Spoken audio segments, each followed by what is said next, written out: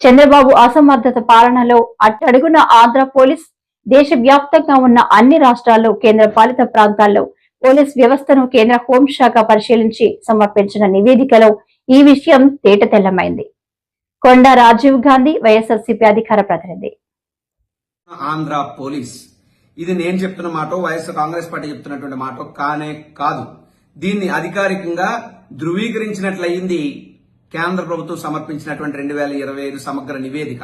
భారతదేశ వ్యాప్తంగా కూడా సుమారు 28 రాష్ట్రాలు, 8 యూనియన్ టెరిటరీలు ఉంటే వీటన్నిటిలో కూడా భారత కేంద్ర ప్రభుత్వం తీసుకొచ్చినటువంటి కొన్ని సంస్కరణలు ఏ విధంగా అమలు జరపబడుతున్నాయన్న దాని మీద కేంద్ర ప్రభుత్వం చేసినటువంటి సమగ్రమైనటువంటి నివేదికలో వాస్తవాలు తేటతెల్లమయ్యాయి. ఎందుకంటున్నానంటే భారతదేశంలో స్వతంత్రం వచ్చిన దగ్గర నుండి కూడా మనకున్నటువంటి ఐపీసీ ఇండియన్ పీనల్ కోడ్, మరి అలాగే CrPC code of criminal procedure, వీటి రెండింటి స్థానాల్లో బిఎన్ఎస్ భారత న్యాయ సంహిత్ మరియు భారత నాగరిక సురక్షా సంహిత్, ఈ రెండింటినీ కూడా కేంద్ర ప్రభుత్వం తీసుకురావడం జరిగింది. తీసుకొచ్చినటువంటి ఈ రెండు గొప్ప సంస్కరణలు ఆంధ్రప్రదేశ్ రాష్ట్రంలో కాదు, భారతదేశ వ్యాప్తంగా ఉన్నటువంటి 28 రాష్ట్రాలు, 8 యూనియన్ టెరిటరీలో ఎలా అమలు జరపబడుతున్నాయి అన్నటువంటి దాని మీద కేంద్ర ప్రభుత్వం తన యొక్క నివేదికను ఇస్తే, ఆ నివేదికలో ఎంత దారుణమైనటువంటి పరిస్థితులు ఆంధ్రప్రదేశ్ రాష్ట్రంలో ఉన్నాయో తేటతెల్లం అవుతుంది. ఎందుకంటే ఈ రాష్ట్రంలో ఎక్కడా కూడా పోలీస్ వ్యవస్థలా చంద్రబాబు నాయుడు గారి ప్రభుత్వం పని చెయ్యనివ్వట్లేదు. ఇది వాస్తవం. రెడ్ బుక్ రాజ్యాంగాన్ని అమలు చేస్తున్నారు, అధికార దుర్వినియోగాన్ని అమలు చేస్తూ ఉన్నారు, కక్ష సాధింపు చర్యలకు దిగుతా ఉన్నారు. వీటన్నిటి వల్ల సామాన్య పౌరులకు అందాల్సినటువంటి శాంతి భద్రతలకి విఘాతం కలుగుతుంది అన్నటువంటి విషయాన్ని చెప్పగానే చెప్తుంది కేంద్ర ప్రభుత్వం ఇచ్చినటువంటి నివేదిక. ఏముంది అసలు ఆ నివేదికలో అంటే, ఈ యొక్క తీసుకొచ్చినటువంటి సంస్కరణలను ఎలా అమలు పరిచారన్న దాన్ని చూస్తే మొత్తం 36 ఉంటే సిగ్గుచేటు ఆంధ్రప్రదేశ్ రాష్ట్ర ర్యాంక్ 36 ఉంటే 36వ ర్యాంక్, అంటే అట్టడుగు స్థానం, చిట్ట చివరి స్థానం, ఆఖరి స్థానంలో నిలబడిపోయింది ఆంధ్రప్రదేశ్ పోలీస్ శాఖ. ఇంతకన్నా సిగ్గుపడాల్సినటువంటి విషయం మరైతేనా ఉంటుందా అని చెప్పి నేను రాష్ట్ర ప్రభుత్వాన్ని అడుగుతా ఉన్నా. మరోపక్క ఈ రాష్ట్రంలో ఉన్నటువంటి కొంతమంది పోలీస్ ఉన్నతాధికారులేమో మేము మావోయిస్టులు పట్టుకున్నాం, ఒకేసారి 50 మందిని పట్టుకున్నాం, ఇలాంటివి ఎప్పుడు గతంలో చరిత్రలో జరగలేదని చెప్తా ఉంటే, కొంతమంది విశ్లేషకులు లేదా ఎవరైతే మాట్లాడుతున్నారో వాళ్ళు చెప్తున్నటువంటి విషయాలు ఏంటి? ఇదంతా కూడా కేంద్ర ప్రభుత్వం, వారి బలగాలు, వారి నిఘా విభాగాలు సంయుక్తంగా జరిపినటువంటి ఆపరేషన్లో వచ్చినటువంటి ఫలితాలు తప్పితే ఇంకొకటి కాదు. అరెస్టులు మాత్రమే ఆంధ్రప్రదేశ్ రాష్ట్రంలో జరిగినాయి తప్పితే పనితీరు మొత్తం కూడా కేంద్ర ప్రభుత్వాన్ని అని చెప్పి కొంతమంది పరిశీలకులు చెప్తున్నటువంటి మాట. సరే, ఏదైనప్పటికీ కేంద్ర ప్రభుత్వం ఇచ్చినటువంటి నివేదికలో ఆంధ్రప్రదేశ్ స్థానం ఎంత అంటే 36.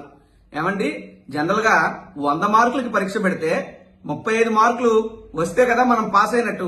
కానీ చంద్రబాబు నాయుడు ప్రభుత్వానికి వచ్చినటువంటి పాయింట్లేని 100 పాయింట్లకి 16.70. అంటే మీరు కనీసం పాస్ మార్కులు తెచ్చుకోలేకపోయింది. చంద్రబాబు నాయుడు గారి నాయకత్వంలో ఆంధ్రప్రదేశ్ రాష్ట్ర పోలీస్ శాఖ ఫెయిల్ అయ్యింది. ఇది కేంద్ర ప్రభుత్వం ఇచ్చినటువంటి నివేదికతో తేటతెల్లం అయ్యింది. అదేవిధంగా అసలు సగటు ఏముంది? భారతదేశంలో ఉన్నటువంటి అన్ని రాష్ట్రాలు, అన్ని కేంద్రపాలిత ప్రాంతాల యొక్క సగటును తీసుకుంటే, సగటు ఆన్ అన్ యావరేజ్ పాయింట్స్ తీసుకుంటే 36 ఇండియన్ యావరేజ్. కానీ ఆంధ్రప్రదేశ్ రాష్ట్ర ప్రభుత్వం కనీసం భారతదేశ సగటుతో కూడా సమానంగా నిలబడలేకపోయింది. దేశం అంతా యావరేజ్ 36 పాయింట్లు ఉంటే ఆంధ్రప్రదేశ్ రాష్ట్రానికి 16.70 పాయింట్లు వచ్చినాయి. ఇంతకన్నా అవమానమైనటువంటి పరిస్థితి ఏమైనా ఉంటుంది ఆంధ్రప్రదేశ్ రాష్ట్ర పోలీస్ శాఖకి? సిగ్గుపడాల్సిన అవసరం ఉంది. రాష్ట్ర డీజీపీ గారు, రాష్ట్ర హోంమంత్రి గారు, గౌరవ డిప్యూటీ సీఎం గారు, గౌరవ ముఖ్యమంత్రి గారు, మీరేం చేస్తున్నారు? మీ పరిపాలనా వైఫల్యం ఈ రోజు ఆంధ్రప్రదేశ్ పోలీస్ శాఖ పరువుని దేశవ్యాప్తంగా తీసినట్టయింది. దీని మీద మీకు బాధ్యత ఉందా నేను అడుగుతున్నా. బాధ్యత ఉంటే ఇకనైనా ఈ రెడ్ బుక్ రాజ్యాంగాన్ని, లేదా కక్ష సాధింపు చర్యల్ని, అధికార దుర్వినియోగాన్ని, వైఎస్ఆర్సీపీ మీద దాడుల్ని, ఇటువంటి దిక్కుమాల పనులు మానేసి పాలన మీద దృష్టి పెట్టాలని చెప్పి నేను కోరుతా ఉన్నా.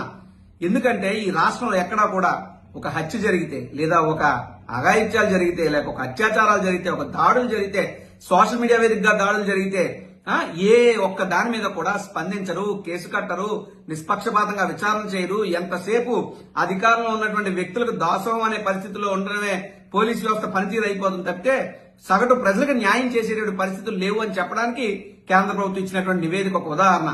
కాబట్టి ఎప్పటికైనా మీరు ఇలాంటి దుర్మార్గమైనటువంటి పాలన మానేసి చంద్రబాబు నాయుడు గారు పోలీస్ వ్యవస్థకి ఇండివిజువల్ గా పవర్స్ ఇవ్వండి, ఇండివిజువల్ గా వ్యవహరించేటువంటి అవకాశం వారికి కల్పించండి.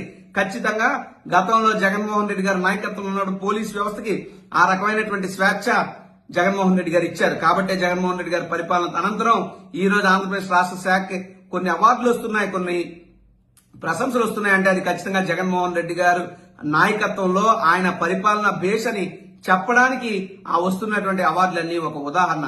కానీ చంద్రబాబు నాయుడు గారు మీరు ఆంధ్రప్రదేశ్ రాష్ట్ర పోలీస్ శాఖ మీ వల్లే ఫెయిల్ అయిందని మాత్రం స్పష్టంగా చెప్తున్నారు.